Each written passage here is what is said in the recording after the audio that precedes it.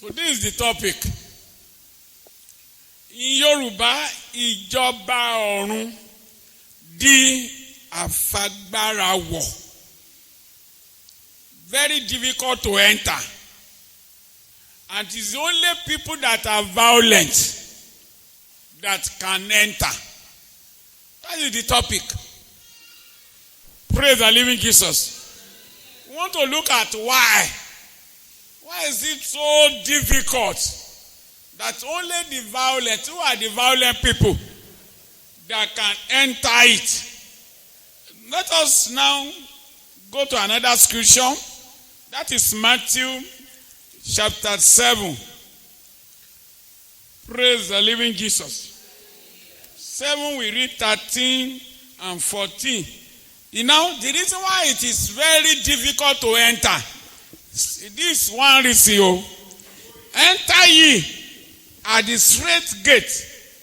For wide is the gate, and broad is the way that leadeth to destruction, and many there be which go in therein. Then verse 14, because straight is the gate, and narrow is the way, which leadeth into life, and few there be that find it. Amen. Amen.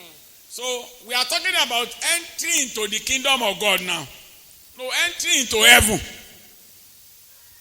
Praise the living Jesus. Hallelujah. Look at, we have two ways now. Let us analyze that verses Matthew 7, 13 and 14. 2 doors.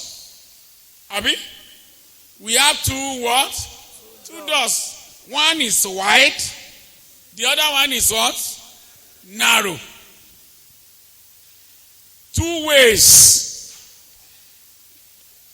The first way is what? Wide.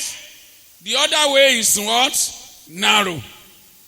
And we have 2 classes of people that are applying these 2 ways, two roads. 2 classes of people.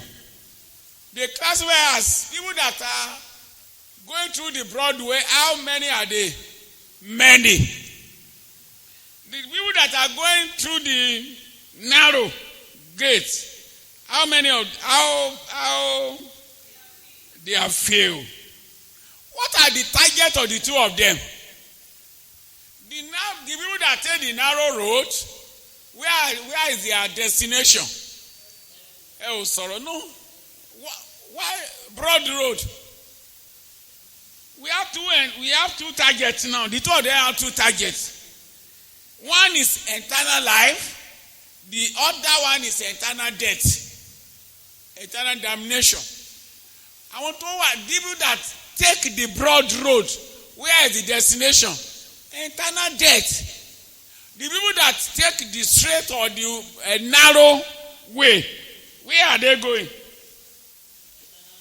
Eternal life. Then when you look at, you don't need to bother about that one. Revelation 3, 15 and 16. So one is cold, the other one is hot. Then Matthew 25, 1 to 13. Some are going to be inside. The other one, they are going to be outside. That is the place of the destination of the dogs. Praise the living Jesus. But what we are considering is that ìjọba ọ̀run ti kí ni o? He just tell you that Christianity is not a what? Christianity is what? It's not what? It's not a joke. Oh. It's not a play. Or to enter, okay, let us put it this way. To enter into the kingdom, to enter into heaven, it's a serious matter. The Bible now confirms it that it is not what? Easy. That is what we are saying now. It is not what? It is not easy. Praise the living Jesus. It is not what? It is not easy. Why is it that the Bible is saying that? So we want to look at why is it that it is not easy to enter into heaven. the abode of God where he lives. Praise the living Jesus. So let us see the conditions of entering into heaven. We want to see the condition. Number one, so you now judge whether it is easy or it is not easy. So we want to look at some Bible quotations. What we are saying now, to enter into the kingdom of God is what? It is not easy. Ìjọba ọ̀run di àfagbára wọ̀.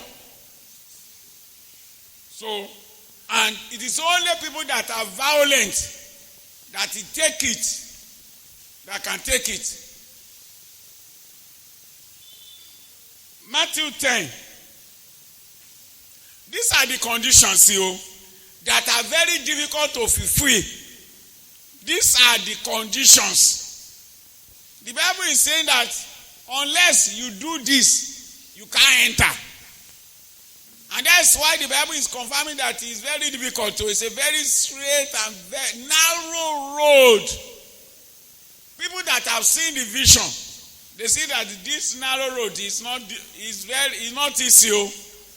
So there are certain that it cannot accommodate.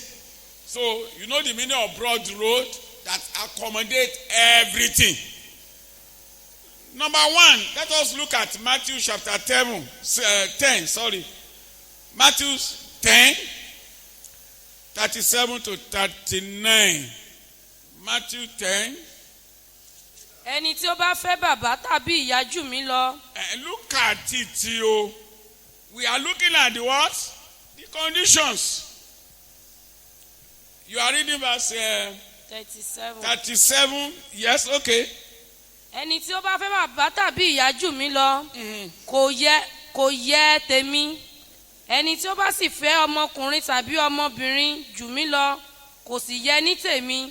Ẹni tí kò bá sì gbé àgbélébù rẹ̀ kí ó sì máa tọ̀ mí lẹ́yìn kò yẹ ní tèmi.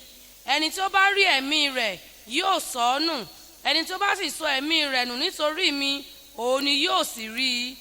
Ẹni tí ó bá gbà yín ó gbà mí. Ẹni tí ó bá sì gbà mí ó gba ẹni tí ó rán mi. Praise the living Jesus. I say praise the living Jesus.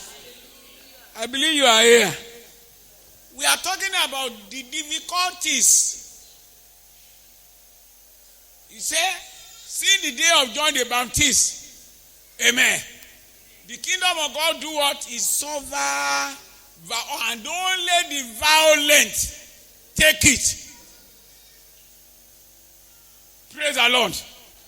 Look at what we read here now. He said, he that loveth father or mother more than me is not worthy of me. And he that loveth son or daughter more than me is not worthy of me. Praise the living Jesus. And he that taketh not his cross. This is another condition. The first condition is who that loveth his father, his mother more than me, or his son or his daughter more than me, is not worthy of me. So it's not even going to anywhere. We are talking entering into heaven. So it's not a joke, it's not a tea party. Praise the living Jesus. So somebody I read this maybe in the Facebook, he said that the reason why people are living Christianity, he said that Christianity is too judgmental. Amen. Do you understand that statement? It's too judgmental. They judge you. Okay, but the other place, nobody judge you. So do whatever you like. Just be going. Praise the living Jesus. I say praise the living Jesus. Amen. That film, eternity, is so near. You see, the people that are going on the broad street, eternity so near. People that are broad street, they told you that everything was accommodated. But immediately you go the way of the cross, everything changed. When you get to the where you want to enter into the bus into eternity, They gave you conditions. These are the things, people that are carrying the load of prostitution, they tell them, you have to drop it. People carry different type of load on their head. And all of them, they were going through the broad road. The character that represented Satan, you know what he told that praise the living Jesus? What he told the governor? When the governor said that he's no more going with them, he said that we are going to destroy you, we will pull you down, we are no more going, if you are not more going with us. He said, this our road now, he accommodates everything. There's no stop and check. No stop and check. You just go straight to eternity. So he accommodates everything. So he said that the reason why people are living Christianity is because it's judgmental. Is it judgmental? They are giving you the condition. Praise the living Jesus. And you know that broad road, you know where it leads. He told them, there's no stop and check. Just go. Nobody will question you everything. He said, he accommodate everything. Accommodate what? Everything. He said, it will just take you the way you are. Just carry, prostitution, procrastination, doubt, smuggling, everything. All of them, they are carrying their load and they were going on the broad sea. But immediately they enter into the way of the cross. There is a stop and check. And they search them. Praise the living Jesus. These are the conditions. Amen. We are Matthew 10, verse what? 37 to praise the living Jesus. So 38 now. And he that taketh not his cross and follow after me. And you know the condition of following Jesus Christ. You cannot follow him with your sin. You can receive miracle from him, but you cannot follow him with your sin. You cannot be his disciple with your sin. It's not worthy of me. He that findeth his life. I mean, he's protecting his life. He said, I can't lose my life. Oh, don't want to do this. I don't want. We lose it. And he that loseth his life for my sake shall find it. So these are the things that are very difficult for men. It's hard to do what? To enter into the kingdom of what? Into heaven. Praise the living Jesus. Luke 14. We are looking at the conditions. And if you are not a follower of Jesus Christ, you can't make it to the heaven. You can't make it to heaven. It's only the follower of Jesus Christ, the disciple of Jesus Christ, that will make it to heaven. It's either you are the disciple of Jesus Christ or you are the disciple of Satan. Praise the living Jesus. Are you listening now? Praise the Lord. We are looking at Luke 14:26. Maybe they are saying the same thing, 26. Yes. If anybody come to me, he's now putting in another way. Hate his father. Àti ìyá. And hate his mother. Àti aya. And his wife. Àti ọmọ. And his children. Àti arákùnrin. And his brethren. Àti arábìnrin. And his what is it called? Sisters. Àní àti ẹ̀mí ara rẹ̀ pẹ̀lú. His own soul.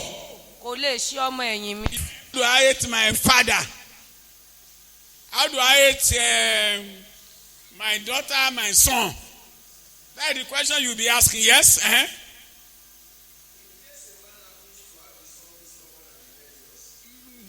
Stubborn and do what? Rebellious.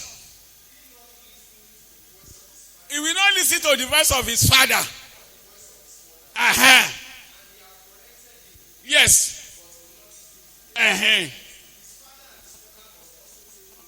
Yes. Yes.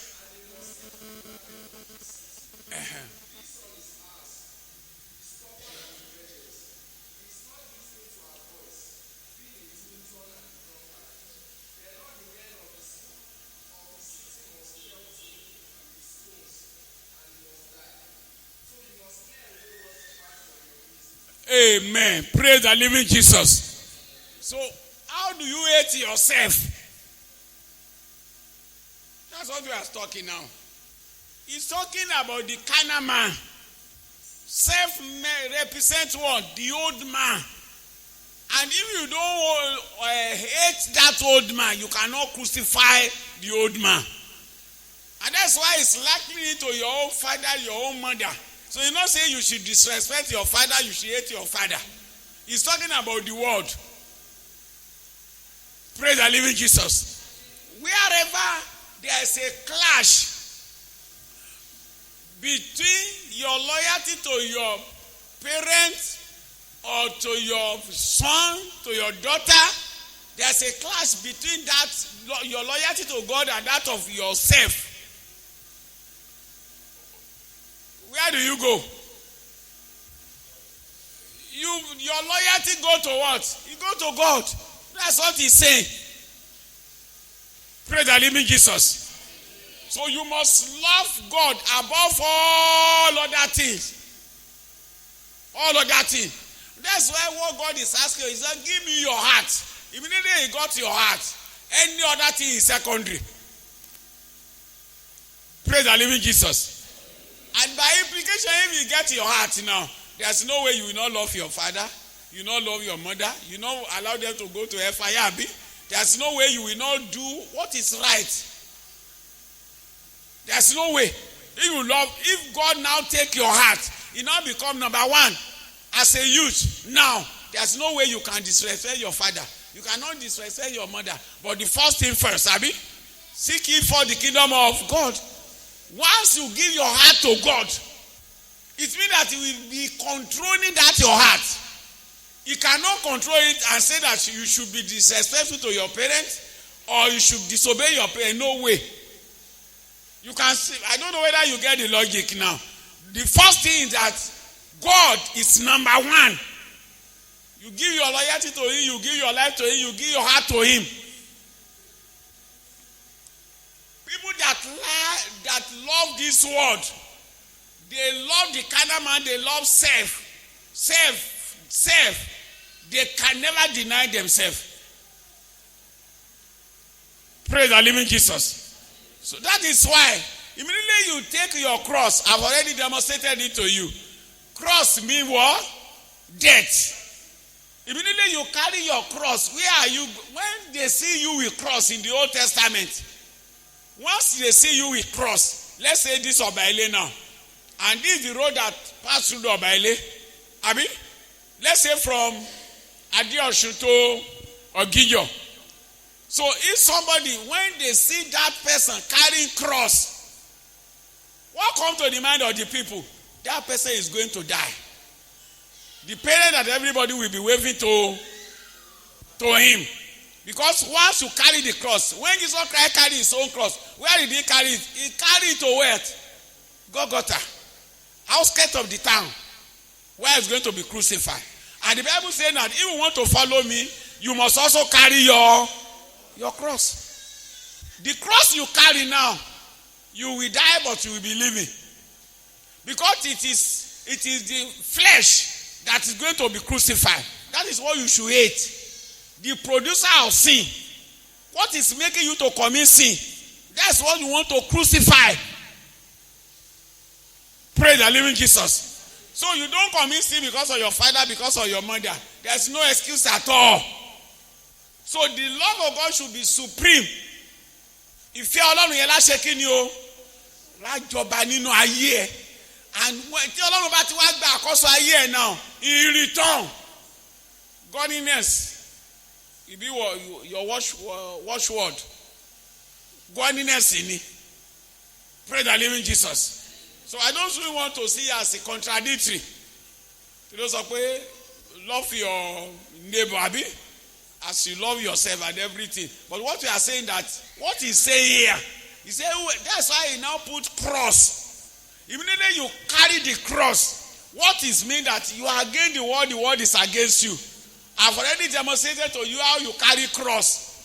In the olden days, when they carried, the way the patriarchs, the old saint, the way they demonstrated it to us is that you don't carry it straight. You know, cross is like this. Be àgbélébùú ṣe rí lélẹ̀. But as a Christian, how do you carry it? You carry it like this. How does it look like now? Wrong. You are against the word is against you. And once you are carrying that cross, they know you are going to be crucified. The Mr. Flesh in you is going to be what? It's going to be crucified. So it's only the crucified life that can make heaven. Crucified life. If Mr. Flesh is still active in your life, you can't make it to heaven. These are the conditions. Tí ìjọba ọ̀run sì fi dídí àfagbára wọ̀. Amen. Let us look at the Sermon on the Mountain. You know it's very difficult. These are the conditions, yo. You are a candidate of heaven. Sermon on the Mountain, we want to read some passage there. Amen. Sermon on the Mountain, Matthew 5, starting from 31. We need a fast reader because of the passage is because of the volume of the passage. Okay, if you are reading in English, you read along. Hello, open your Bible. You have Bible now? You don't have your Bible with you? I mean, sister, do you have your Bible with you? And open it. Or you are reading from the screen. Okay. You want to read from the screen? That's no problem. Praise the living Jesus. I want you to be taking the point one by one. No. Why we say it is difficult to enter into the kingdom of God. Only the violent. I want you to sign. Whatever happened to me. You know, I was telling you the testimony of a man, a minister of God from Saria in Kaduna State. I was telling you, was it on Sunday? Amen. This man, these religion fanatics, they came to their place. He mentioned the number of people that they slaughtered, they destroyed many houses. And he was the chairman of PFA. And God told him that they should not revenge. He said many of his colleagues have been murdered, slaughtered. There was a day they came to his house. He was not around. They met his wife. They beat his wife. She lost her eyes. They left her. But she later recovered. Then there was a day they now met him at home. Then after beating, they took him out. Praise the living Jesus. Say, we are going to murder you. We are going to kill you. So he now say, okay, let me pray. They say, okay, say your prayer. He said he now prostrated to pray. That was the last he knew. It was his wife and the children. They now rushed to him. They now say, oh yeah, wake up now. They have gone. He didn't know how they left him, how they went. He didn't know. But he said that I'm seeing the war front. He said, one day I'm going to die, either through plane crash, either through accident, whatever, whether they are going to slaughter me. But he said, I must preach Christ. He said, I cannot keep quiet. I must preach the gospel. It's a crucified life. Do you understand now? Crucified life. You know that he don't have any life. His life is already in him with Christ. So you cannot intimidate him with threats or with anything. But anybody that his life is not crucified, he will be protecting his life. At the end of the day, he will lose it. You know, you have heard about testimony of people. When they came to them, they came to the church and they asked them, okay, all of you come now. You want to deny Jesus Christ, come to this side. You know, majority went. Only few. But if you don't want to deny Jesus Christ, we are going to kill you here. All these people that came to this, what are they doing? They are protecting their life. So because they love their life, they are protecting it. That's why they say it's not easy. I'm not saying it is easy. That's why to enter into the heaven is not what? It's not easy. I'm not telling you that. So, some people went to this place. Only few, maybe 2 or 3 people were left. They said that it's that you kill us now. And those people now said that, okay, no problem. All of you that are here, if you now admit you now become part of us. Our religion, you now become part of us. The way you deny Jesus Christ, that's the way you are going to deny our God. So these people, oh yeah, go. Oh yeah, come. And they slaughter them. So because when we are reading in the Bible, you say it is not possible. People that love their life, they will lose it. I mean, because they love their life, they want to protect their life. Okay, there's no problem. Say the way you deny your Jesus Christ, that's how you are going to deny our own God. So that's the meaning. We are looking at the conditions. Let's all go to the Sermon on the Mountain and be looking at the condition one by one. We are reading what? Matthew 5, starting from verse. It's more than this, but we are just taking this one as a sample. It's more than this. Matthew 5. Oh yeah, can you start reading now? I think from 31. 31.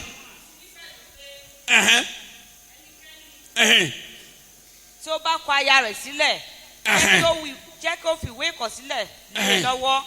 Ṣùgbọ́n èmi wí fún yín, ẹnikẹ́ni tó bá kọ aya rẹ̀ sílẹ̀, bí kò ṣe nítorí àgbèrè, ó mú un ṣe panṣágà. Ẹnikẹ́ni tó bá sì gbẹ́ni tí a kọ̀ sílẹ̀ níyàwó, ó ṣe panṣágà. Okay, are people not contesting with that one now? If somebody divorces his wife, they say that wife. Don't allow your husband to divorce you. Amen. You have to say amen. Praise the living Jesus. A wife that is divorced. What does the Bible say? Anybody that marry her is what? No, it is from the mouth of Jesus Christ. It's not an opinion of a preacher. Amen. So we are talking about the condition that is very difficult for people to comply with. Yes? Read it now. Ẹ̀yin ti gbọ́ ẹ̀wẹ̀ bí a ti wí fún àwọn ará ìgbàanì pé ìwọ kò gbọ́dọ̀ búra bí kò ṣe pé kí ìwọ kí ó sì mú ìbúra rẹ̀ ṣẹ fún Olúwa. Yes. Ṣùgbọ́n èmi wí fún yín ẹ má ṣe búra rárá ìbá ṣe fi ọ̀run búra nítorí pé ìtẹ́ Ọlọ́run ni tàbí ayé nítorí àpótí ìtìsẹ̀ rẹ̀ ni tàbí Jerúsálẹ́mù nítorí ìlọ́ba ńlá ni kí ó má ṣe fi orí rẹ̀ búra nítorí ìwọ kò lè sọ irú kan di funfun tàbí dúdú ṣùgbọ́n jẹ́ kí ọ̀rọ̀ yín jẹ́ bẹ́ẹ̀ ni. Ẹ máa gbọ́ bẹ́ẹ̀. Yes. Bẹ́ẹ̀ ni bẹ́ẹ̀ kọ́ nítorí pé ohunkóhun tí ó bá jù wọ̀nyí lọ nípa ibi ló ti wá. Ẹ̀yin ti gbọ́ bí a ti wí pé ojú fún ojú àti eyín fún eyín ṣùgbọ́n èmi wí fún yín ẹ má ṣe kọ ibi ṣùgbọ́n ẹnikẹ́ni tó bá gbá ọ lẹ́rẹ̀kẹ́ ọ̀tún yìí tí ò sì sí pẹ̀lú bí ẹnìkan bá.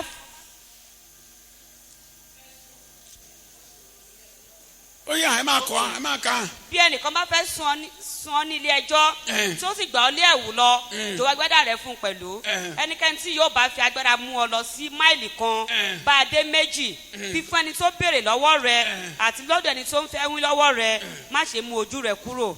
Ẹ̀yin ti gbọ́ bí a ti wí pé ìwọ fún ọmọnìkejì rẹ̀ kí wọ́n sì kórìíra ọ̀tá rẹ ṣùgbọ́n èmi wí fún yín ẹ fẹ́ àwọn tá yín ẹ súre fún àwọn ẹni tó ń fi yín ré ẹ ṣoore fún àwọn tó kórìíra yín kí ẹ sì gbàdúrà fún àwọn tí ń fi àrán kan bá yín lò tí wọ́n ṣe nínú ibi sí yín. Ọlọ́run Jésù rẹ̀ ló ń sọ̀rọ̀ yìí o ó ní àwọn kan tó máa ṣe lélẹ́yìí o.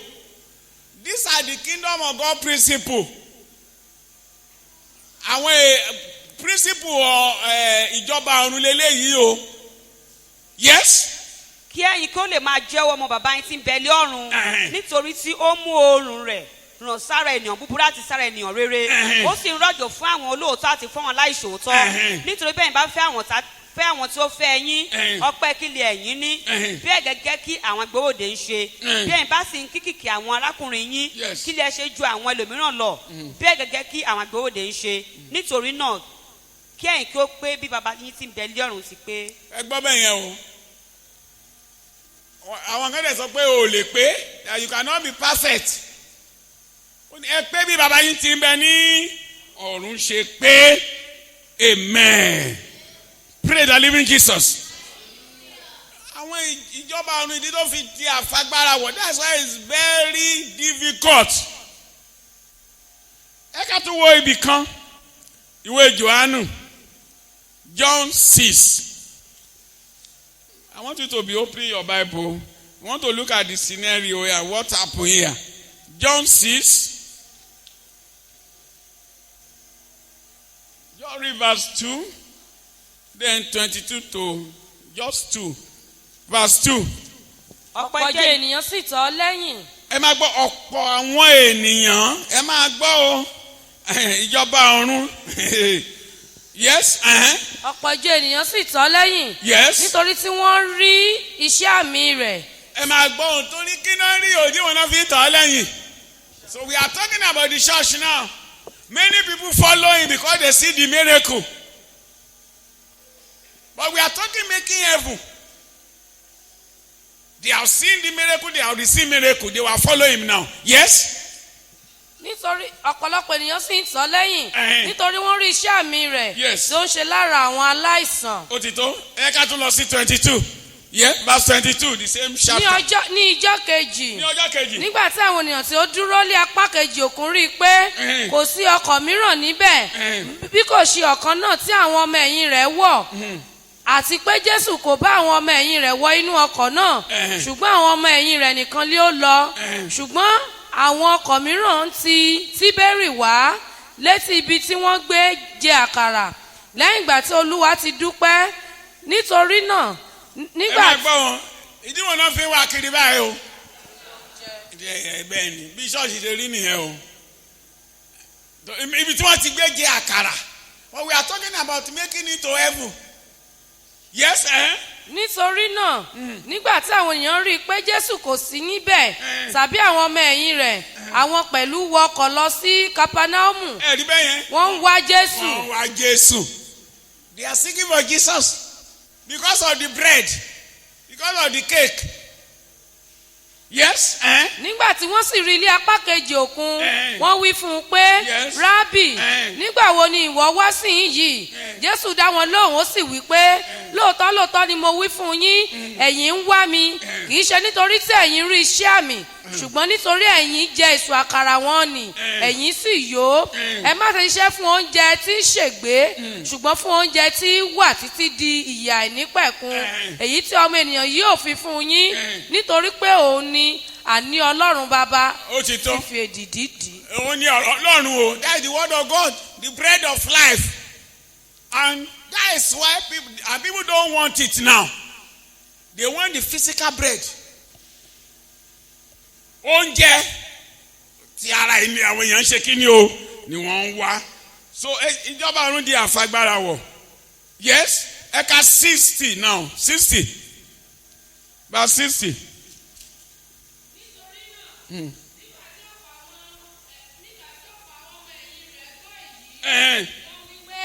Ọ̀rọ̀ tí ó lè èyí. Ẹ máa gbọ́ bẹ́ẹ̀ tó ìdí dẹ̀ ni o ìjọba ọ̀run fi agbára wọ̀ o.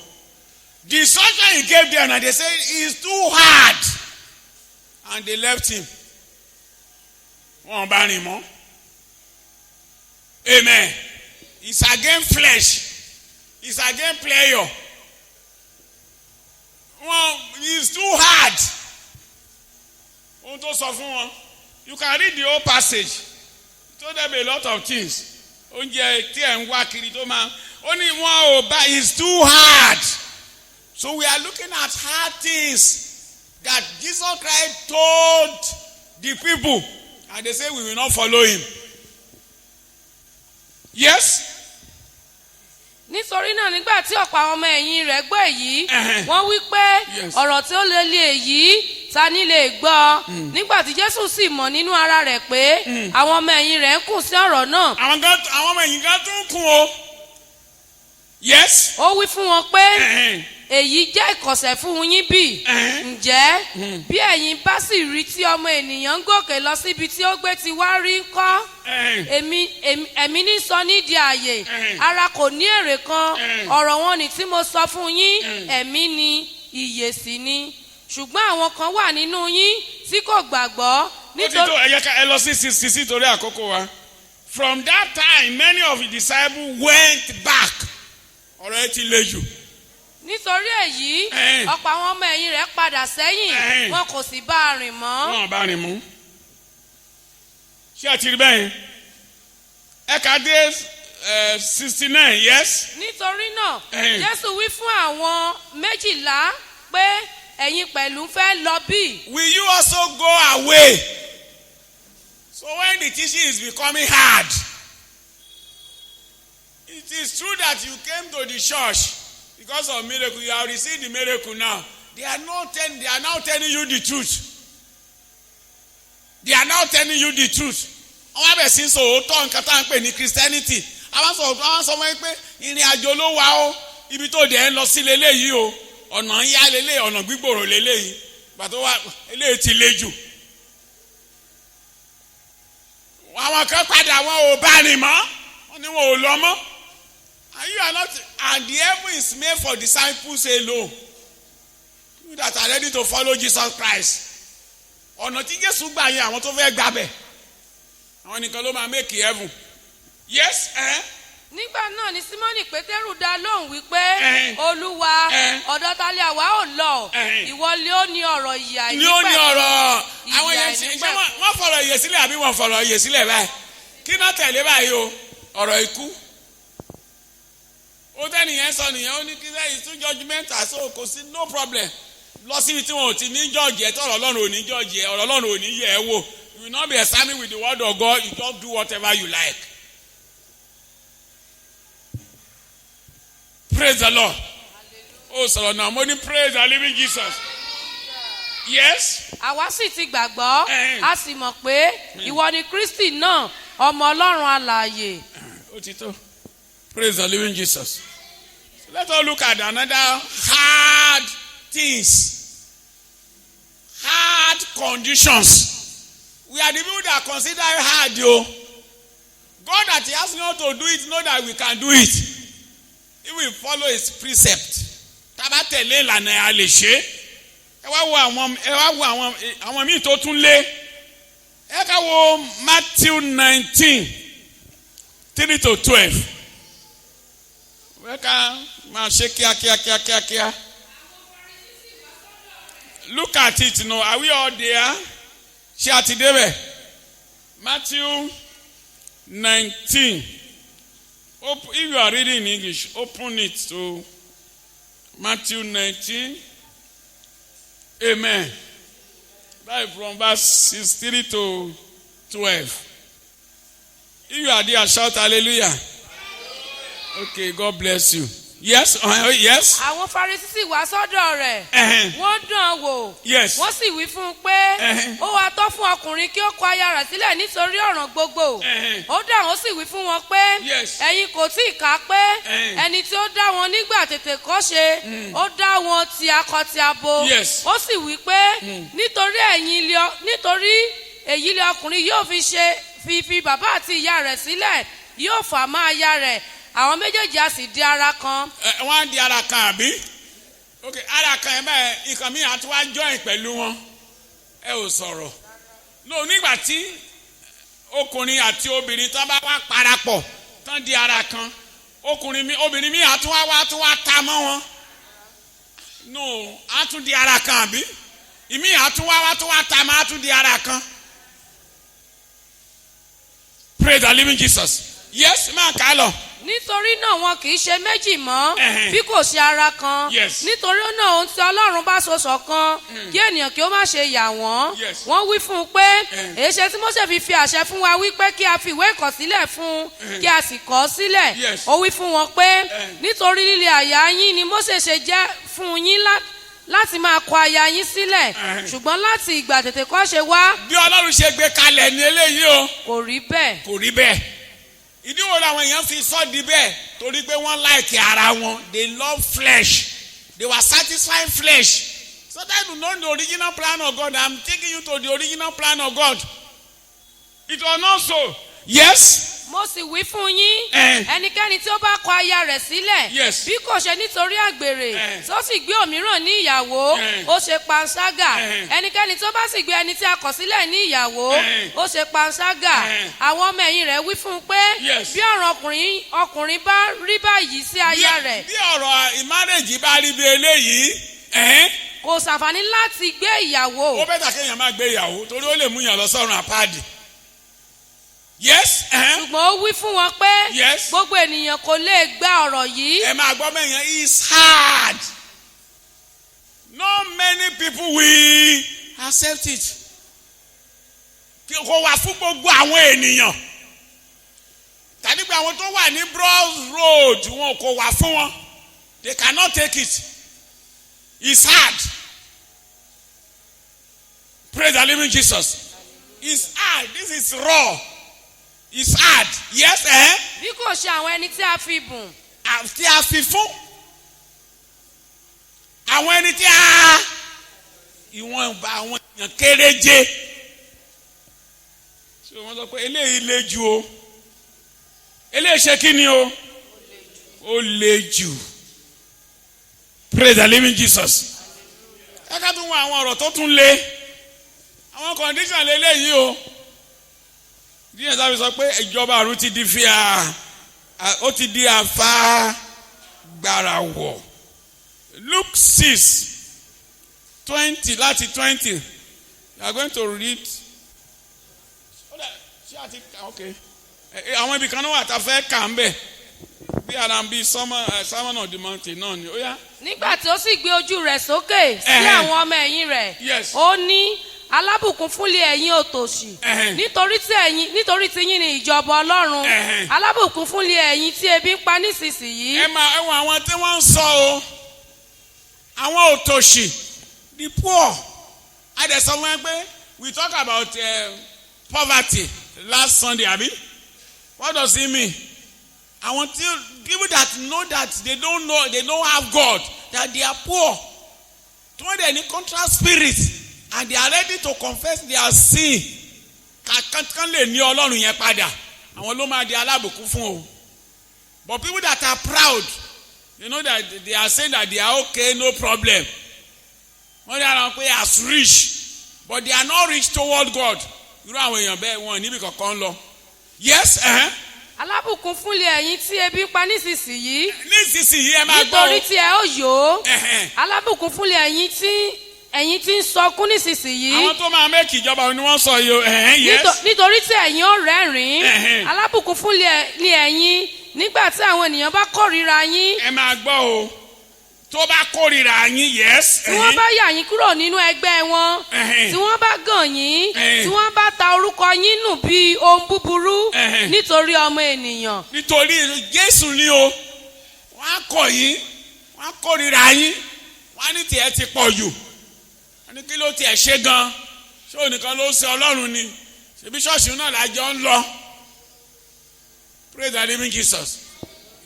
Whereas judge tí wọ́n wà judgmental kò sí ni ṣáà ṣe bí o ṣe fẹ́. Yes. Kí ẹ̀yin kí ó yọ̀ ní ìjọ náà. Kí ẹ̀yin kí ó fò sókè fún ayọ̀. Ṣáà wò ó èrè yín pọ̀ lé ọ̀run. Nítorí bẹ́ẹ̀ gẹ́gẹ́ lé àwọn bàbá wọn ṣe sí àwọn wòlíì. Ṣùgbọ́n ègbé ni fún ẹ̀yin ọlọ́rọ̀. Nítorí tí ẹ̀yin ti rí ìrora yín ná. Ìrora ni o.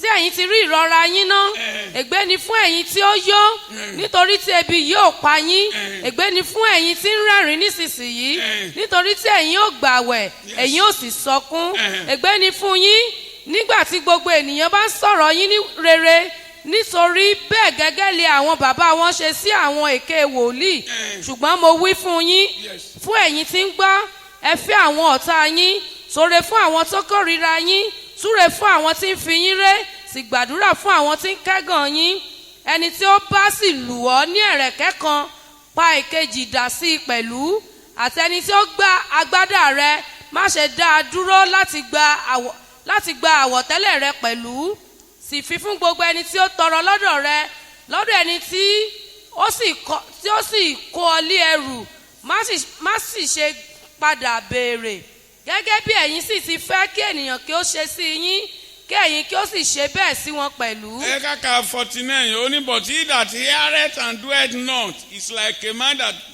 without foundation built an house upon the earth again with the stream did beat vehemently and immediately it fell and the ruin of that house was great. Last one. Yeah. ṣùgbọ́n ẹni tí ó gbọ́ tí kò sì ṣe é ó dàbí ọkùnrin tí ó kọ́ ilé sí orí ilẹ̀ láì ní ìpìlẹ̀ nígbà tí ìgbì omi bìlú lọ́gán sì wó wíwó ilé náà sì pọ̀. ó ti tó. Praise the living Jesus.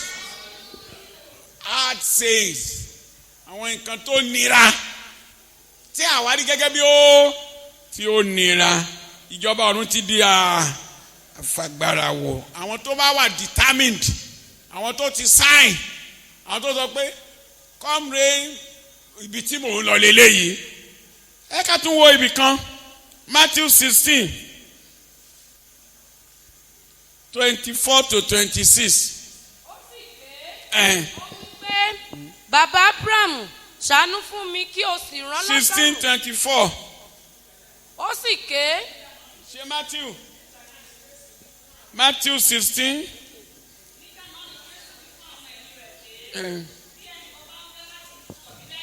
Amen. Bá wọn ti débẹ̀ bẹ́ẹ̀ torí rìkọ́dì la ṣe ń lé emphasis lórí mic. Nígbà náà ni Jésù wí fún àwọn ẹ̀yìn rẹ̀ pé. Yes. Bí ẹnìkan bá ń fẹ́ láti tọ̀ mí lẹ́yìn. Kí ó sẹ́ ara rẹ̀. Kí ó sì gbé àgbélébù rẹ̀. Kó sẹ́ ara rẹ̀. Ṣé ti wá rí bẹ́ẹ̀ yẹn? Ìtumọ̀ 8 ni o. Ìṣiṣẹ́ ni pé o deny ẹ̀. O fún ní nǹkan tó fẹ́. O do away with it. O ready láti crucify ẹ̀. Ẹnikẹ́ni tí ò bá ṣe kí ni o tó bá fẹ́ tọ̀ mí lẹ́yìn yes kí náà sọ pé kó ṣe o. kí ó sẹ́ ara rẹ̀. kó sẹ́ let him deny himself yes. kí ó sì gbé àgbélébù rẹ̀. kí ó sì máa tọ̀ mí lẹ́yìn. yes. nítorí ẹnikẹ́ni tí ó bá fẹ́ gba ẹ̀mí rẹ̀ là yóò sọ ọ́ nù. nǹkan yẹn náà ni wọ́n ṣe ti gbọ́ mọ́ nǹkan yẹn náà gbogbo wọn ṣì ń sọ o àwọn kan tó le nìyẹn táwọn èèyàn lè pé ó le ní Christianity a ò lè tẹ̀lé àwọn òfin wọ̀nyí àwọn kan padà lẹ́yìn Jésù they left Jesus Christ they don't follow we can't follow you when he was talking about marriage some people say this one is too hard though and he told them this one is not for everybody it's for few you that want to make heaven pray you can give any justification for your action so but will God accept your justification? Will you accept your excuse? Praise the living Jesus. You are doing something against the word of God and you say you have excuse, you have reason. I'm going to give the reason. Praise the living Jesus. So, praise the living Jesus. Let us look at another condition. Praise the living Jesus. Before we... Why? We say, why is it hard for people to enter into heaven? Go to the Matthew 10, starting from 24, even 17. Let us read 17 first. Matthew 10, yes, sir. 17. Yes, sir. Okay. Ṣùgbọ́n ẹ ṣọ́ra lọ́dọ̀ ènìyàn nítorí wọ́n fi yín lé àjọ ìgbìmọ̀ lọ́wọ́ wọ́n sì nà yín nínú sínágọ́gù wọn a ó sì mú yín lọ síwájú àwọn baálé àti àwọn ọba nítorí orúkọ mi fún ẹ̀rí sí wọn àti sáwọn kèfèrí nígbà tí wọ́n bá sì fi yín lé wọn lọ́wọ́ ẹ má ṣe ṣàníyàn pé. ẹ ká lọ sí 24 yẹn. ọmọ ìkì ju olùkọ́ rẹ̀ lọ. Mark 10. Mo ní Mark 10:24. Ṣé bẹ́ẹ̀ náà lẹ ṣì ń kà? No, okay, Mark ni o. Ẹnu sì ya ọmọ ẹ̀yìn rẹ̀ sí ọ̀rọ̀ rẹ̀. Bókè wá ka 17 so that is where the confusion bí tó ti. Bí ó sì ti ń jáde lọ bọ́ sí ọ̀nà.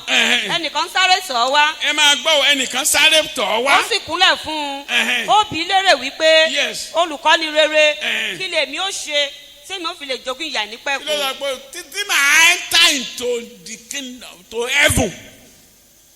Ibẹ̀ ni ìyà nípẹ̀kun wà. What am I going to do? And that is the question we should be asking. Ọlọ́run kí ni mo máa ṣe tí màá fi jogún ìyè àìnípẹ̀kun? Kò ní kó má ṣe àwọn nǹkan tó ń ṣe láyé o, kò ní kó má kàwé, kò ní kó má ṣe kíní. But kí ni mo máa ṣe? It's a question that should be agitating your mind. You must ask that question and you must get answer in the word of God. Before you can say you are satisfied. Don't just go and rest. So you don't answer that question and get answered. What can I do? Despite with all his riches, this man was in money. Ó wà nínú owó. Ó dẹ̀ ní ọrọ̀ tó pọ̀. But ọkàn yẹn ò balẹ̀. Ó dẹ̀ lọ sí ọ̀dọ̀ Jésù pé kí ni màá ṣe tí màá fi jogún ìyè?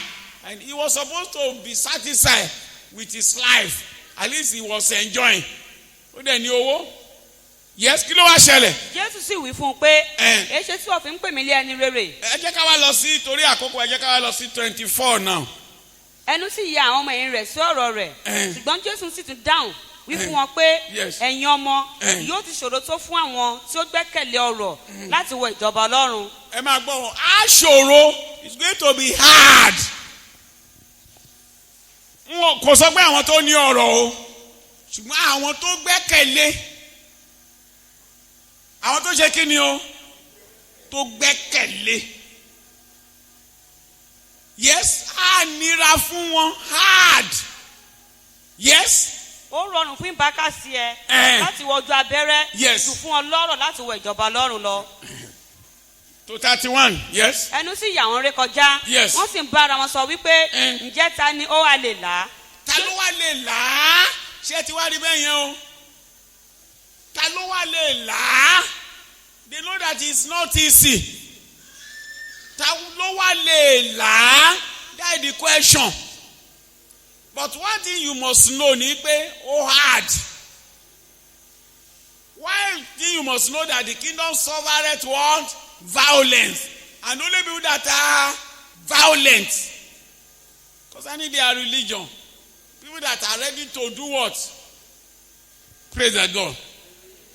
Yes, ẹ máa kà á lọ hẹ́n. Jésù sì wò wọ́n wípé ènìyàn ní èyí kò lè ṣeé ṣe fún. Ènìyàn ní èyí ò ṣeé ṣe fún. So àwọn èèyàn ló sọ pé ó hard because they are not ready to yield. They are not ready to change. Ọlọ́wà sọ pé ó ṣeé ṣe. Ó ṣe kí ni o? Ó ṣeé ṣe. Yes. Ṣùgbọ́n kì í ṣe fún Ọlọ́run. Kì í ṣe fún Ọlọ́run. Nítorí ohun gbogbo ní ṣíṣe fún Ọlọ́run. Ní ti Ọlọ́run ohun gbogbo ní ṣíṣe fún Ọlọ́run. So gbogbo àwọn ẹ̀ka tọ́lọ́run sọ fún wa pé ká ṣe kò ṣe kí ni o? Ó ṣeé ṣe. Praise the living Jesus. Mo ní praise the living Jesus. So àwọn nǹkan tí Ọlọ́run sọ fún wa lélẹ́yìí o.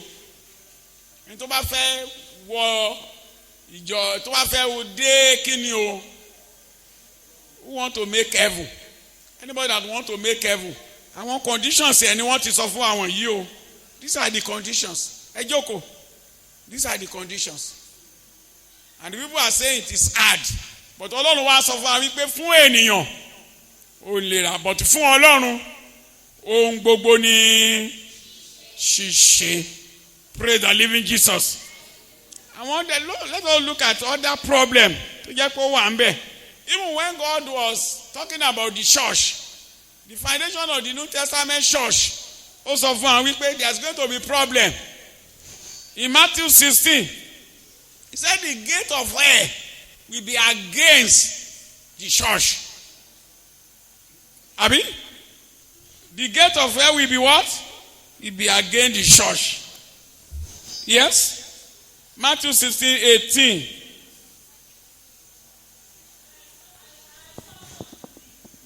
Èmi sì wí fún ọ pẹ̀lú pé ìwọ ni Pétérù. Yes. Orí àpáta yìí ni èmi ò sì kọ́ ìjọ mi lé. Ẹnu ọ̀nà pé òkú kì yóò sì lè borí rẹ̀. Can you see now? So praise the living Jesus. The church is not easy. Even member of the church, these are the things that they are going to be confronted with. These are things that they are going to pass through. And that's why I say that the road, the path is straight, very hard. But the broad road, it leads to what? Eternal death. And many are there. Àwọn èèyàn oríṣiríṣi àwọn èèyàn ló ń ṣe kí ni o ló ìdíyàn ló jẹ́ ara nǹkan tó jẹ́ kí Dema àti Judas tí wọ́n padà nìyẹn o àbí they can't bear it ayé tàn wọ́n they were deceived by the world. 2 Timothy 4:10.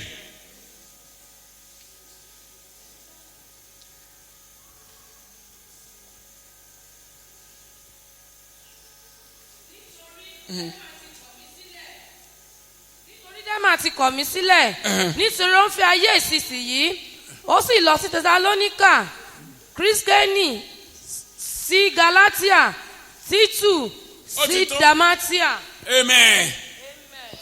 Why did he lose heaven now? He lost it because of the world. Abi? Enjoyment of this or the present world. He lost it. So the world will now leave you. They will be coming. But you have to be very careful. Matthew.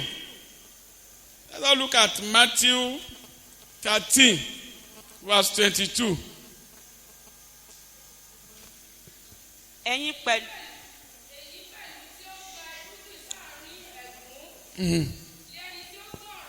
Yes. Ayé yìí àti ìtànjẹ ọ̀rọ̀ sì fún ọ̀rọ̀ náà pa. Okay, the cares of this world. Àwọn àníyàn ayé. What am I going to eat? What am I going to do there? God is not saying you should not plan to do anything, but and worry is different. The cares of this world. That's why it's very difficult. That's why many will not make it. Because of that, they will leave the straight road. The tight, very tight. Then they will go to the broad road. Because of what they are going to eat. Because of the care of this world. Because they care for their own life. They want to protect their own life. That's why it's very difficult. But God will help you in Jesus' name. Amen. Pray the living Jesus. I say pray the living Jesus. Amen. So what we are saying is that it is, you can do it too. You are the Spirit of God. Jesus said, for man, it's very difficult too. That if for a man of flesh, it is not possible. It is not even possible. A man of flesh, that he doesn't want to crucify the flesh. Anybody that is worldly, is not possible. People that are in friendship with the world, it is not possible. People that have already conformed with the present world, it is not possible. Praise the living Jesus. Hallelujah. So it's only possible for people that take heed. Galatians chapter 5, 22 to 25.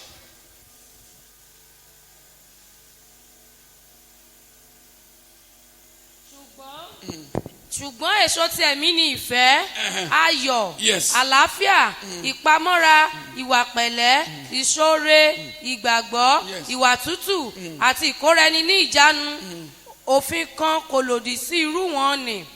Àwọn tí ń ṣe ti Kristi Jésù ti kan ara wọn mọ́ àgbélébùú. Ṣé ẹ ti wá rí mẹ́yẹn o? Báwo ni, how can all those fruits come forth?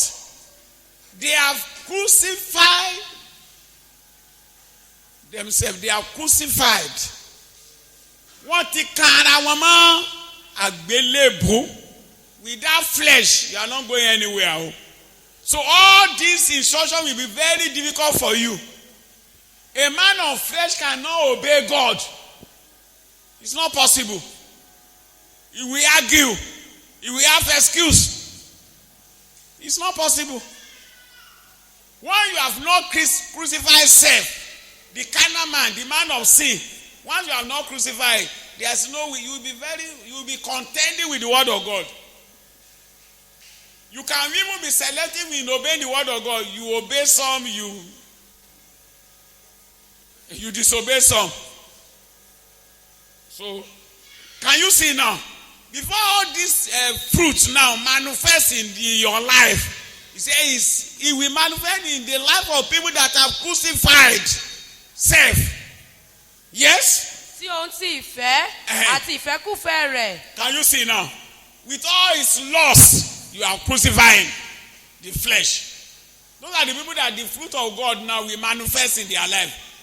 They will now allow the Spirit of God to enter them, then the fruit of the Spirit will now follow. Yes? Bí àwa bá bá àláyè sí ipa ti ẹ̀mí, ẹ jẹ́ kí a sì máa rìn nípa ti ẹ̀mí.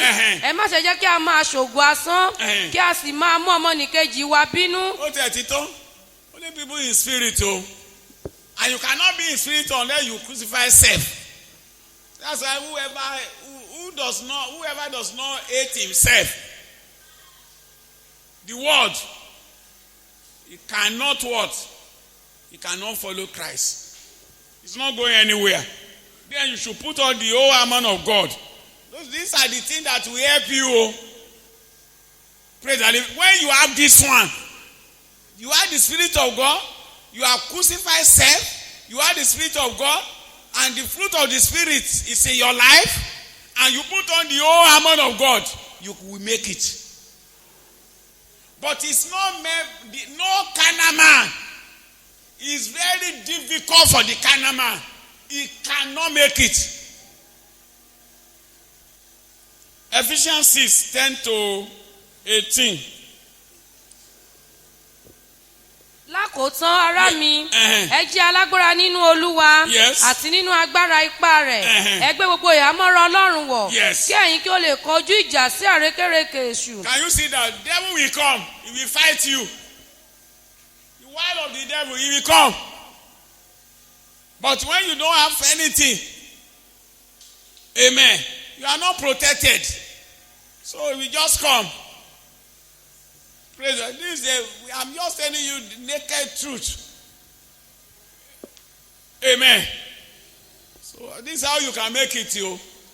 That's why Jesus told them, he said for man, this one is difficult. He said for God, nothing is impossible. So I'm not frightening you that it's not possible to make heaven. I'm only telling you that it's hard. So it's not an easy thing. Praise the living Jesus. Yes, Nítorí pé kì í ṣe ẹ̀jà tí ara lè àwa ń bá ja ìjàkadì. It's a fight. There's a war that is going on in the spiritual realm. Immediately you sign. Immediately you decided to follow Jesus. So there's going to be a contention. They will fight you. The devil doesn't want to lose any of his children. He doesn't want that one. He doesn't want to lose any of his servants, any of his slaves. Praise the living Jesus. He's not ready to lose any of his prisoners. You know, when devil gets somebody, he puts it in a prison and he will lock the door and he will throw the key away. He doesn't open for his prisoner. That is devil. Yes? Ṣùgbọ́n àwọn ìjòyè, àwọn ọlọ́lá, àwọn aláṣẹ bíi òkùnkùn ayé yìí àti àwọn ẹ̀mí burú ní ojú ọ̀run. Can you see now? Immediately you become a child of God. That is what you are contending with. So it's not a joke. That is what you are contending with. And that's why you should be armed. You know, ó láti gbé ìhámọ́ra Ọlọ́run wọ̀. Tó bá ti da Kìrìsìtẹ́nì ojú ogun ló wà. But pẹ̀lú ẹ̀mí mímọ́ kò lera. Ẹ̀mí mímọ́ ló máa bá ẹ ṣe. Grace of God will be available to you. It will be made available for you. Praise the living Jesus. So tí ọ̀tá bá ti mọ̀ pé o kì í ṣe ti òun. Look at what happened to Joseph. Because he have God. The Spirit of God was with him. He could withstand all the adversity, all the adversities. He could withstand everything. Ó lè dúró. All the temptation that came, he could withstand it. The grace of God will be made available for you. You will be going from grace to grace. God will help you in Jesus' name. Amen. But if you don't accept the first grace, which is the grace, ìyẹn ni Jésù. Jésù gangan ni grace o. When you accept it, and the self is crucified, and you allow the Holy Spirit, and the fruit of Holy Spirit now is now working in your life. The grace of God will be multiplying. So, but God have told you what you are going to confront. That what is going to, the devil will come, he will attack you. He doesn't want to lose anybody. So until somebody dies, that is when devil will answer. Say, I've lost this one. And devil will lose you. I say he will lose. Concerning you, it's a loser. Yes, let's all read it. Nítorí náà ẹgbẹ́ gbogbo ìhámọ́ra Ọlọ́run wọ̀. Say because of that now, put on the whole armor of God. Because of that, you are a Christian and you don't put it on. No way, oh. Like them, that person will go back, oh. Like Judas, he will go back, oh. Yes. Kí ẹ̀yin kí ó lè dúró tiri sí ọjọ́ ibi. Nígbà tẹ́yin bá sì ti ṣe ohun gbogbo tán. Kí ẹ sì dúró. Ẹ dúró nítorí náà. Lẹ́yìn tẹ́ ti fi àmùrò títọ́ di ẹ̀gbẹ́ yín. Can you see that is the word of God? Yes. Tí ẹ sì ti fi ìgbẹ́yẹ̀ òdodo nìmọ́ra. Tí ẹ sì ti fi ìmúra ìhìnrere àlàáfíà wọ ẹsẹ̀ yín ní bàtà. Lékè gbogbo rẹ̀ ẹ mú àpáta ìgbàgbọ́. Nípa èyí tí ẹ̀yin ò lè máa fi paná gbogbo ọfà iná ẹ̀mí ibi nì. Kí ẹ sì mú àṣíborí ìgbàlà àti idà ẹ̀mí tí í ṣe ọ̀rọ̀ Ọlọ́run. Praise the living Jesus. Those are the people that can make it o. Ohun tí àwọn ènìyàn ara sọ pé ó hard yẹn. Kí ló máa ṣe o? They will be able to do it. So God will help you in Jesus' name. God will help you in Jesus' name. Ìjọba ọ̀run ti di àwọn tó dẹ̀ ní agbára ló ṣe kí ni o? Ló ń fi ipá wọ̀. Because there is a contention. Kábàgbé o fẹ́ lọ sí Àkúrẹ́ náà. Kò express wà ń bẹ̀. Wọ́n mọ́tì roadblock kò sẹ́ni tó dá ẹ dúró mọ́tò tó dẹ̀ ń gbé lọ ṣé ó máa níra. But tí àwọn position bá wà káwọn kankan dúró lọ́nà bóyá ọ̀nà gan ò tiẹ̀ dá àti everything. So Jésù á ràn wá lọ́wọ́ bí ọ̀run ṣe rí nìyẹn o. Lórúkọ Jésù you will make it in Jesus' name. I say you will make it in Jesus' name. So àwọn kankan tí àwọn ènìyàn tí wọ́n find pé eléyìí ti le jù. Eléyìí ti yẹ kí ni o? Ó ti le jù. Ta ló lè ṣe? Ṣé wọ́n máa sọ bẹ́ẹ̀ láwọn ọ̀rọ̀ kan?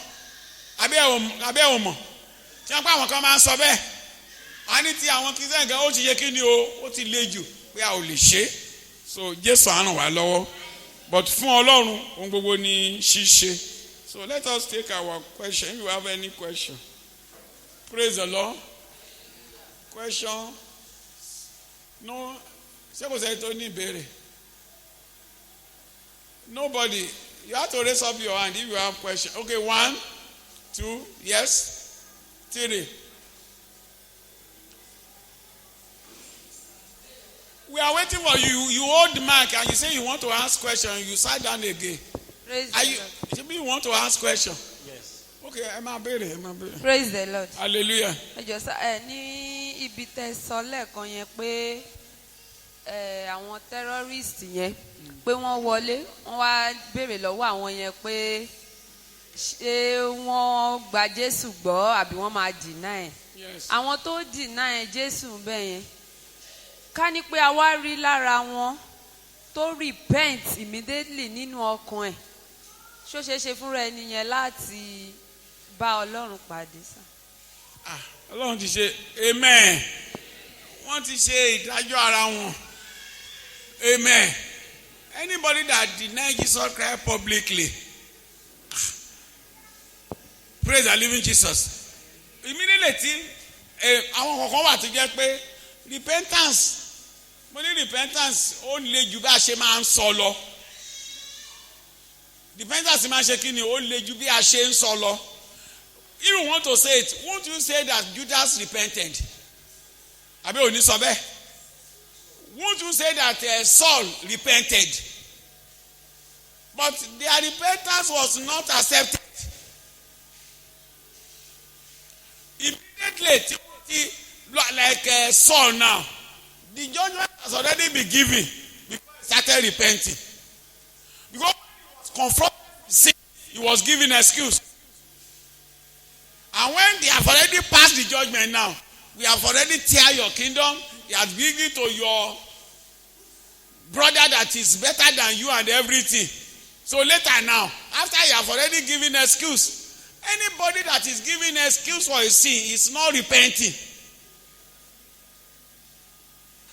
Praise the living Jesus. That person is not what? They have not repented.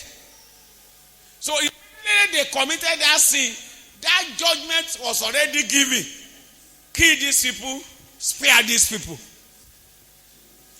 Praise the living Jesus. Where is the room for repentance now? Amen. They will only be regretting what they have done. Praise the Lord. So God will help us in Jesus' name. Repentance ni wípé you are sorry for what? In fact, ẹnìyàn máa sọkún gan ni. Ẹnìyàn hate ara ẹ̀. Jésù á ràn wá lọ́wọ́. Mo ní Jésù á ràn wá lọ́wọ́. So repentance ó lé o. Ó lé o. Ìdí yẹn tó yẹ pé repentance wa ò genuine. Ó dìgbà tó bá hate nǹkan tó ṣe. When you hate what you have done and you hate yourself, that is repentant. You are sorrowful. Praise the living Jesus. You are doing what? You are sorrowful. That is repentance. Yes, Mama. The question I want to ask is that maybe someone has married wrongly before he met Christ. Like he has married more than 2 wives. So if he now met Christ, what restitution can be made to that? So. I've asked you, maybe I've answered it many times. There are certain things that you cannot do on your own. So you have to go to the minister of God for counseling. So you examine it. Some people, they are doing it wrongly. Do you understand what I'm saying? Ó lè jẹ́ pé èrò tí a kàn ẹ́ náà la fẹ́ ṣe. Ó lè jẹ́ pé ẹni tó like la fẹ́ mú bẹ̀. So it's not kì í jẹ́ kẹ́tẹ́ èèyàn lè ṣe kó tún backfire. So you have to go to the minister of God. Holy Spirit will direct you. We will direct the man of God and that person. Number one, what I'm saying is that there is a tó bá genuinely is convicted by the Holy Spirit. Repentance only láti wá from your heart. Wàá wà ohun tó ṣe yẹn ò ní láìkí ẹ̀ ò dẹ̀ ní láìkí ara ẹ̀. So you now go to a man of God that know the Bible tó jẹ́ pé ó máa àwọn abáyín gbé kalẹ̀. So they now sort it out. And that person will be ready. Kí lè pé wọ́n á sọ pé ẹni kò ṣe àtúnṣe pé rárá. Praise the living Jesus. Amen. So tó bá wá dé níbẹ̀ òun náà ló máa ṣe. Yes. What I want to ask is that without that restitution, like that person cannot make heaven. We have not even said that. We are talking about divorce now. We are not talking about somebody who have married 3 or 4 wives before he accepted Jesus Christ. We have not treated that one.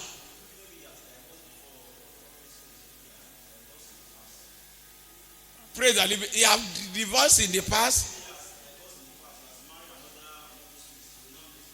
He now met Christ. That's what I'm saying. Let him come to his pastor, so that the pastor will counsel him. what he can do.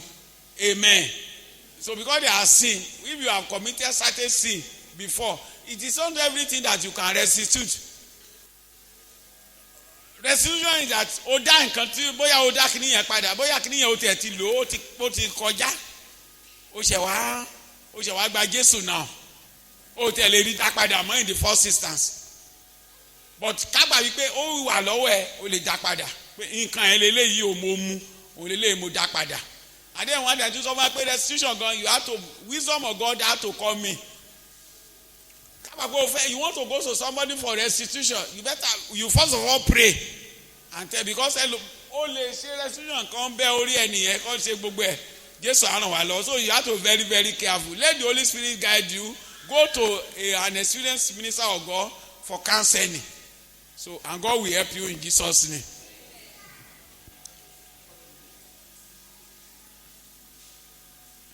Praise the Lord. Hallelujah. That the question mi dale lórí sermon Sunday. Okay. Tẹ̀sán pa poverty. Okay. Pé poverty ò sí ní dictionary Ọlọ́run. Yes. So mo fọwọ́ béèrè pé why is it that pé some pastors wọ́n ṣàn tó pera wọn tọ́lọ́run pè. Tẹ́lẹ̀ pé still wọ́n dẹ̀ ń jà they found something difficult for them. Tẹ́lẹ̀ pé mi gan àtẹ̀tẹ̀ àfọ́dà ti jẹun gan máa lágbára. So kí la fẹ́ sọ sí yẹn. What I'm saying that there are many things that come to play. Amen. That's why we are telling you. It's a matter of choice.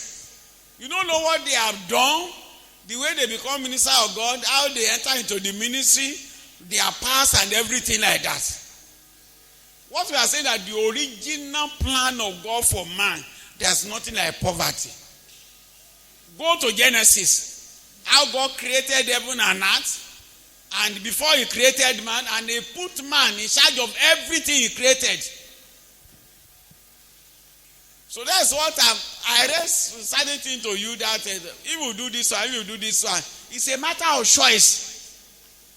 And what we are saying, the meaning of being poor is that you cannot meet your needs. Praise the living Jesus. You can't meet your needs. That is being poor. We know that ẹfun láṣọ, ẹ jẹ́ ká fún lóúnjẹ, àbí? Ẹ ká fún níbi tá a máa gbé. Jésù á ràn wá lọ́wọ́. So a lot of things is very kò sí straight answer fún yẹn. Ìdí tí individual tó fi that poor person ó máa ń yàtọ̀ síra. But kì í ṣe plan Ọlọ́run fún ẹnìyẹn. A ò mọ nǹkan tó ń ṣe, a ò mọ nǹkan tó ń ṣe, a ò mọ nǹkan tó fi dà bẹ́ẹ̀. And we are not judgmental, we are not judging anybody. Do you understand what I'm saying now? So a ò lè kò sí straight answer fún yẹn. But àwọn kankan wà tó jẹ́ pé okay ní Sunday tí Ọlọ́run bá gbà wá láàyè a fẹ́ sọ àwọn nǹkan tó máa ń lead poverty. Mo ní àwọn nǹkan tó máa ń lead sí poverty. So ẹni tó bá fẹ́ poor ṣe eléyìí Jésù á ràn wá lọ́wọ́. Any other? Yes? Praise the Lord. Hallelujah. That Jamal Binu, sir, it's not like a question, sir. Okay. Yes, sir. Lórí Mi ò nǹkan kì í tí bínú. Okay, wọ́n ti sọ mi ò kì í bínú àbí okay torí àwọn tí ò bá mọ̀ ẹ́ wọ́n á lò pé tí wọ́n pé àpọ̀lọpọ̀ mọ̀ àwọn ìrìn ẹni tó jójú rẹ̀ tuntun wọ́n á sọ pé àbí dàdí máa ń bínú ni. Praise the living Jesus. They be say that his daddy always angry. Amen. Yes, sir. Yes. Sir, lórí nǹkan tí àwọn ọmọ mi wá béèrè yẹn ni, sir. Okay. Mo kàn fẹ́ tún sọ díẹ̀ ni, sir, because it's really affecting, in fact, mostly, sir, the youth. Yes. Ó máa affect wa gan. Because our belief is anybody that is not driving car, tí ò ní bike, that person is a poor man. It's really affecting us gan. And only the man who bọ́ sínú sort of atrocities tó ń ṣẹlẹ̀, sir. And sir, let me now take our mind back to the book of that Matthew chapter 6. Tabaka, sir, from A to Z. Sir, kótó di pé sọ pé seek ye first the kingdom of God, and all these things shall be added unto it. All these things has been mentioned in the preceding verses. All these things are the basic needs. That's what is solid kan, which is those three things: food, clothing, and shelter. So anybody tó bá ṣàti di those three things, nǹkan tó lọ ń jẹ wá nìyẹn. those 3 things. Additional ní car, it might not be given to anybody. Gbogbo wa lè ní mọ́tò, that is the fact. All of us cannot build a house. But those basic 3 things, nǹkan tó lọ ń jẹ wá nìyẹn, and if we have gotten that, we should be contented. Praise the living Jesus. And then even the Bible, to support what he said, he said, my God shall meet what? Needs. Not want. That's what he's saying. He will meet your needs. Ẹnìkan dẹ̀ wà ń bí lórúkọ láti èní lọ, God will be meeting your needs in the name of Jesus. If you must ride car, he will provide car for you. You know, car can be a need. I said car can be a need. Abi? It can be a need. Only it can come to a time when you need a house. It now become need. Praise the living Jesus. Amen. Okay. 3 bedroom now. It's not in need of a abi. Amen. It's a luxury now. Abi? Okay. End of this year, they are to marry now. To marry, abi? Ó ti bẹ̀ sí ní the self. Sorry. Ó ti bẹ̀ sí ní the flat. Amen. Okay, like when we travel to Benue, the last time, we spent 7 hours ní ojú ọ̀nà. Praise the living Jesus. If you are a minister now, and you have to travel to other states and to many places, you need a very good car. It now become need, abi? But tẹ́lẹ̀ tó ẹ pé kí n máa rìn láàrin ibi ni I go ẹsẹ̀ mo máa ń fi rìn lọ sórí òkè. So ìyẹn ò kì í ṣe punishment, kì í ṣe poverty. Praise the living Jesus. So unlike some people, mo ní àwọn kan tó yẹ pé their journey is between Alagbaka àbí housing bíi wọn á lọ ra jeep. Lọ́wọ́ nìyẹn. Wọ́n ní ìdíjú káà kékeré. But nígbà yìí pé ìyàwó DG ni mí, ojú ẹ̀ ló gbọ́. Mo rí ọ̀rẹ́ mi tó gbé mọ́tò ńlá kan tó sẹ̀yìn belé. Á lọ rà á. Jésù á ràn wá lọ́wọ́. God bless you. Ṣé a ti ṣe tán? Kí ni ta? 2 minutes la ní mọ̀ ó yá. Kò sí àṣìlókò. Ok, ẹ jẹ́ ká dìde dúró. Ẹ jẹ́ ká bẹ̀ sí dúpẹ́ lọ́wọ́ Ọlọ́run. Ẹ ṣé olóore, ẹ ṣé olóore, ẹ ṣé olóore, olóore, ó sọ̀rọ̀ ẹ ṣé olóore, ẹ ṣé olóore, Olúwa dára, Olúwa dára, Olúwa dára, ó dára. I want you to pray. You say, oh Lord, let your grace be sufficient for me. I must make heaven. That's the prayer you want to pray now. Let your grace be. Jẹ́ kí oore ọ̀fẹ́ tó fún mi. Jẹ́ kí oore ọ̀fẹ́ rẹ̀ ó tó fún mi. Gbáyọ̀ àdúrà kan yẹn o. Ó lè yẹ kó gbà, ó yẹ jẹ́ ká sọ di àdúrà.